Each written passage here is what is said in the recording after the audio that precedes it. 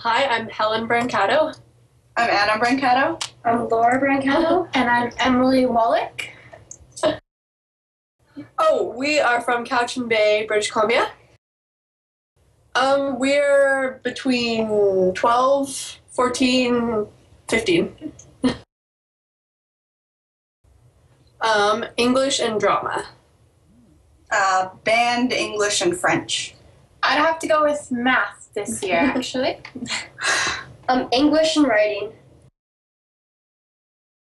I'm a singer, dancer, field hockey player, all of the above. I do piano and band in school, and volleyball and skating and dance. Rowing's my sport, and I also dance. Yeah, and You swam for a very long time. yeah, I swam for many years as well. I take singing lessons and I think that it is one of the best pastimes in the world, any sort of sport, because it doesn't just engage your mind, it engages your body as well, and it's a great way to meet people and stay active and be out in the sun, and I don't know. I think it's fantastic. Okay. Yeah, I like sports. They're just fun to play, even if you just want to play recreationally. They're just a fun way to pass the time and stay active while you're doing it.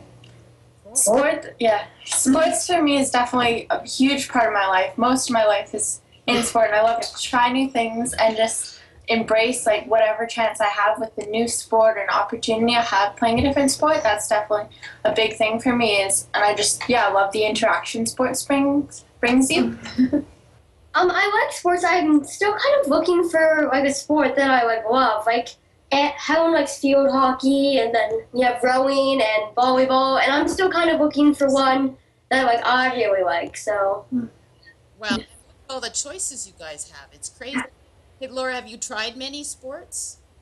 I've tried some, I but tried soccer for a while. yeah, I've just what you do in gym class. So yeah.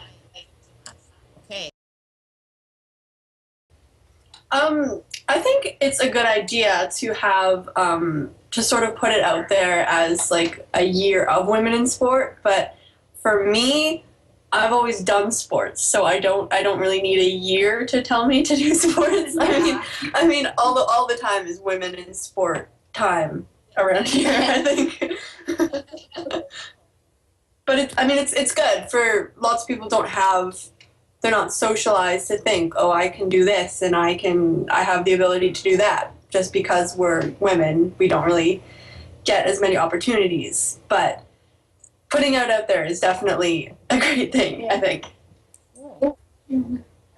I think that's also like a good idea to have like this inspiration to bring women to maybe find even if they're a little bit older, to find a sport that they might want to try in a later age, like to be able to have that little bit of motivation for that, like just like powerful women, like okay, let's try some sports. That's so true. Like I feel like people think that after they've like hit a certain age they can't try anything new, but like definitely there are opportunities for older people as well to get involved in whatever they want. Not even older people, even kids like Laura who just haven't found their sport yet.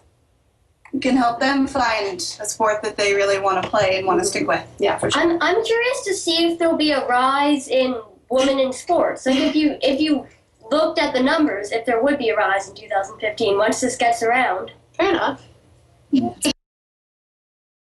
Cross-training has always been sort of not my thing. I mean, even for field hockey this past season with my school team, we got up early on Wednesday mornings and we went for a jog, and that was really weird for me. Like, I never thought about, field hockey is my sport. Why would I do anything other than field hockey to prepare for it? But there's so many things you can do outside to make yourself so much better at it. And I didn't realize that. But I think cross-training it's definitely a good thing to make yourself so much better. And for my sport with rowing, I just recently, watching a Brentwood regatta, so close to us, just inspired me to start rowing. And once I got the first year down, like your novice year, your first learning how to balance the boat, all of that. But after that, when you start competitions and you get those medals, you get those ribbons, it just motivates you to keep on training, keep going, and like finding more ways to train with your coach and having that coach just behind you. And that's been a big thing for me, just having that coach. Yeah. I really should train a lot more on my spare time, but I don't, and I really should train a lot more than I do. Well, you have your off ice. You have like Not your, anymore. I feel like once I find a sport that I'm really into, then I will like work hard towards it. But for right now, I'm kind of just like, oh yeah, I have to go and run at gym, so kind of in that middle zone. For me, my mother, for sure. Me too. Same person. Yeah. Well, definitely for me, I think being in the same sport that she was in, it's like I get so much great feedback from her, and I can talk to her about if I'm not sure about something, and she always knows what I can do to make me better. And she's a really big inspiration. She doesn't know quite as much about the sports that I do. She's still a little foggy on all the technicalities of the sports that I do, but she's supportive and she's there, and she says if it makes you happy, just do it.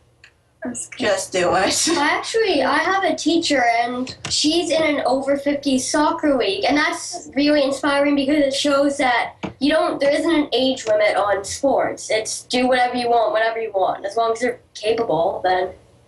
For me, I'd have to say my rowing coach. He's just been an inspiration. Like, he just motivates us, like I've said, and he's done so well in his career of rowing that it's just to like hear the stories he tells us and the adventures of his life, and now he's come back to coach where he learned to row. So he's come back to like his home base of where he learned. So that was really cool to me.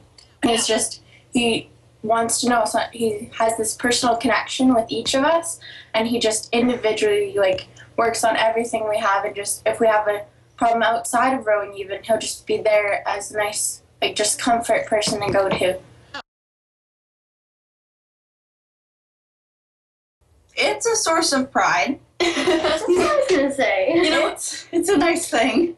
it doesn't come up a lot. Like, it's not something that we talk about daily or anything. It's just, I don't know. She's our mom. That's Yeah, like for me, like I think that's amazing that like she accomplished that. But again, like I look at her like it's their mom, but I still think that's pretty cool. But like, yeah, it's Melanie. Like, I mean, like, some people might think of her as like the Olympian in the Valley or anything, but she's our mom. just a mom who loves sports and who's supportive of us and Who happened to make it to who the happen Olympics. to have a fantastic opportunity. It is a source of pride, like Anna said, and it's also a source of surprise because we had to do a thing in school where we had to tell somebody one thing that they probably didn't know about us, and that would have been a good one, that my mom was an Olympian, but I didn't use that one because it's not really about me, but I find it awesome that she can do that, and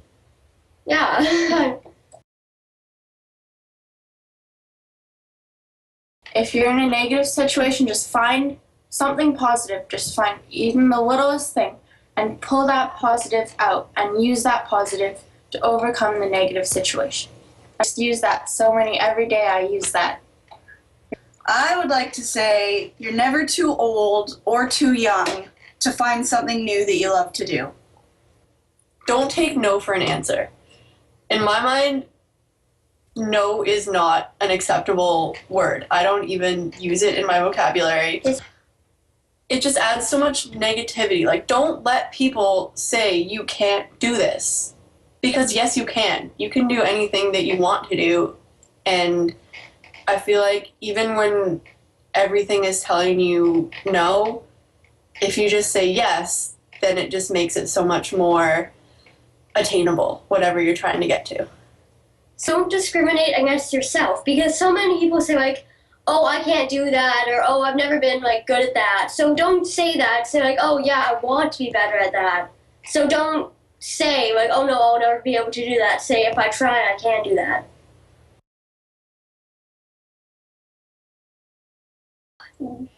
What are you going to take? Who's going to go first? I will. Noah? Okay, I would take chicken because you need protein, and just chicken. Probably carrots because they're like healthy and such. And I love tomatoes. They are like my snack, so I would bring tomatoes. I'd probably be good with water, so I think I'd go with bread for like carbohydrates, carrots for vegetables, and bacon because that is just Good. that bacon is my love. I'd have to go with steak, some HP sauce, Oh, One I steak. like Yep. and probably some cucumbers. I'd probably drink some milk, definitely milk. Okay. And just maybe like flavoring for my water. I'll be good to go. I would say like pasta, like spaghetti or something. I don't know. I would probably go with chicken too, and apples, and then maybe milk. Yeah, and milk. Mhm. How did you come up with this idea? Like, when did you just like wake up and say, you know what, I think 2015 should be a year for women's sports? Like, where did this idea come from? Yeah. Well, I've been practicing a lot of the things that you've been talking about. Don't be negative, look for the positive, find something you love to do, don't take no for an answer, uh, don't discriminate against myself, those kinds of things. And I've been have the idea for a long time that I would like to do something really important that could help the world. So that's been my goal for a couple of years. How can I do something to help the world, make a living, but have conversations with people and do something great for the world? That's all I knew. So then I was out one day visiting with a good friend of mine. Her name is Eileen McManaman, and she is a very creative entrepreneur. And we were talking about 2015 because the Women's World Cup of Soccer is coming, and we knew that. And it's the biggest tournament at the elite level for women that is just for women in the world. There's going to be 24 countries that'll come. It's the biggest tournament ever. And so I just kept thinking, we have to do something. Like, this is a big deal. This is a breakthrough for Canada, for sport, for everybody. It's a big, big deal. And I just kept persistently asking, what can we do that will elevate this to a whole new level? What can we do? What can we do? What can we do? And we kept brainstorming probably for 2 hours.